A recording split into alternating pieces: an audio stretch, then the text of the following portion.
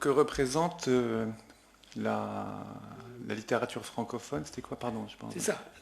Dans notre société, il est évident que notre langue, ce n'est pas le français. Oui, Notre langue, c'est l'arabe. oui. Il y a un Le problème donc, au berbère niveau de aussi. la présence de cette littérature. La question, il faut la poser. Il ne faut pas rester faire comme s'il n'existait pas. Elle existe. Elle existe, oui. Moi, je voudrais, avant de parler de la littérature, qui est finalement peut-être un épiphénomène, je voudrais parler de ce qu'on appelle, de façon un peu outrancière, l'usage de la langue française dans notre pays. Parce que je ne crois pas que nous fassions un usage, entre guillemets, linguistique de la langue française.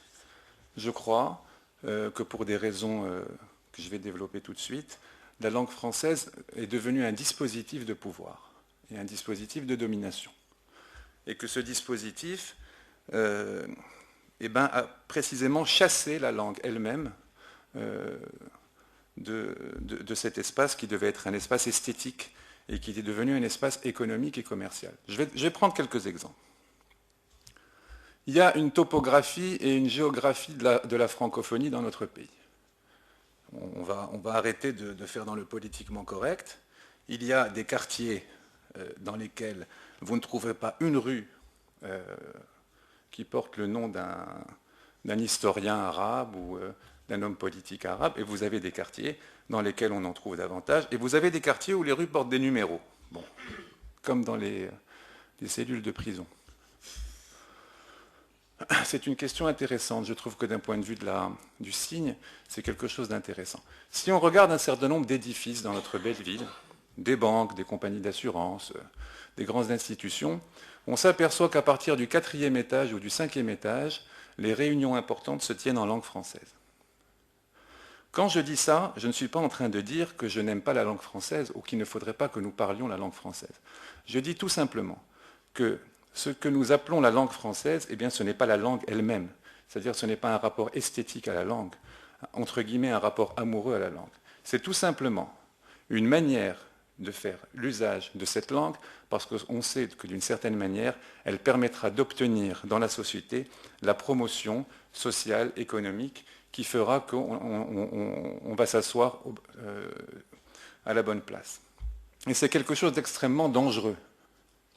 Parce que quand on aime la langue, on doit lutter contre l'idée même que la langue devienne un dispositif de pouvoir et de domination. Parce que quelque part, ce qu'on remarque d'un point de vue de la géographie de l'usage des langues, c'est que quelque part, je suis désolé de le dire, on a l'impression que dans notre pays, la langue arabe, ce serait la langue des pauvres. Ce n'est pas la langue des pauvres. La langue arabe, c'est une langue. Elle a son esthétique, elle a son acmé, comme toutes les langues.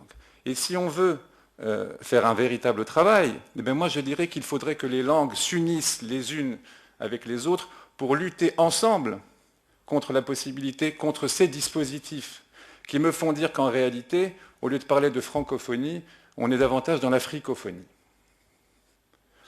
Ce qui est en train de se produire au niveau de la langue française aujourd'hui, qu'on parle mal, parce que c'est la langue des écoles de commerce, ce n'est pas la langue de Flaubert, c'est la langue de Kotler traduite en français, ce n'est pas la langue de Voltaire, ce n'est pas la langue de Saint-Simon, est en train de se produire de la manière suivante, elle est en train d'être remplacée par l'anglais.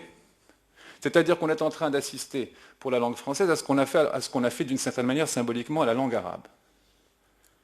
Parce qu'aujourd'hui, quoi qu'on en dise, quand on est confronté à des jeunes gens qui disent être des francophones, de la langue française, ils ne savent pas grand-chose, ils ne lisent rien, ils ne connaissent pas les textes, ils lisent en réalité des livres écrits en anglais, des livres de marketing, des livres de management, c'est bien, j'ai rien contre, mais qui sont des traductions souvent très mauvaises. Donc tu posais la question de savoir ce qu'on doit faire avec la langue, c'est pour ça que je trouve que c'est important que nous ayons de très grands auteurs francophones. Parce que ceux-là nous disent, attention, nous connaissons cette langue, nous la maîtrisons, nous l'aimons, nous savons à quel niveau d'élévation elle peut nous amener, et ce sont eux qui finalement disent à ceux qui ont d'une certaine manière réduit la langue à sa capacité à dominer, à sa capacité à son efficace, ce sont eux qui disent, eh bien nous savons encore protéger la langue parce que nous aimons la langue, parce que le plus important c'est qu'on est en train de parler de la langue. Le japonais, l'anglais, l'arabe, le français, ce sont des langues qu'il faut protéger et qu'il faut essayer de parler et d'écrire le mieux possible. Une langue n'a pas été inventée pour dominer les autres. Des êtres humains sont là pour dominer les autres, mais pas les langues. Il est beaucoup plus difficile d'apprendre à dominer une langue, finalement, que de dominer les autres. Donc moi, je dirais que c'est l'usage qu'on fait aujourd'hui et que c'est dangereux. Parce qu'il y a une ligne de partage, et que cette ligne de partage, il faut l'effacer.